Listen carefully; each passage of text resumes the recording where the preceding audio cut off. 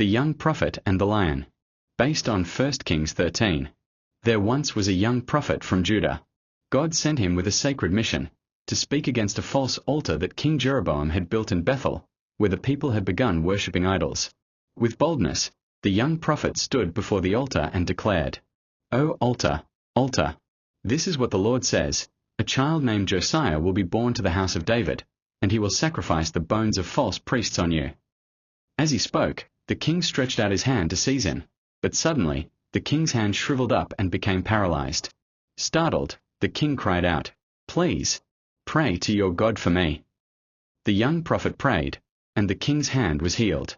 Grateful, the king offered him gifts and food, but the young man replied, "Even if you gave me half your kingdom, I would not go with you.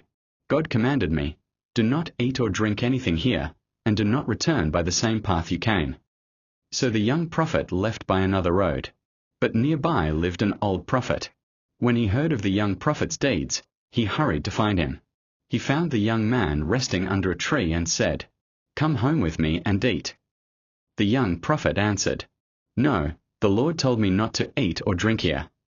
But the old man lied, "I too am a prophet, and an angel told me, by the word of the Lord, to bring you back to my house and feed you." And the young prophet believed him. He returned with the old man and ate bread in his home. As they sat at the table, the word of the Lord came, not to the young man, but to the old prophet. He cried out, "This is what the Lord says, you disobeyed my command. Because you turned back and ate where I told you not to, you will not be buried in the tomb of your ancestors." After the meal, the young prophet left. But on the road, a lion came out and killed him.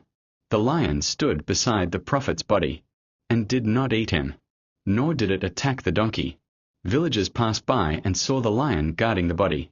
They were in awe.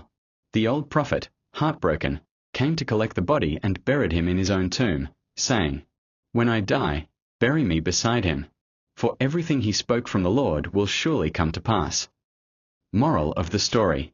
Obeying God's voice must always come before people's opinions, even if they seem spiritual or wise. A disobedience, even when it seems small or well-intentioned, can bring serious consequences. Even prophets can be deceived, if they stop listening directly to God.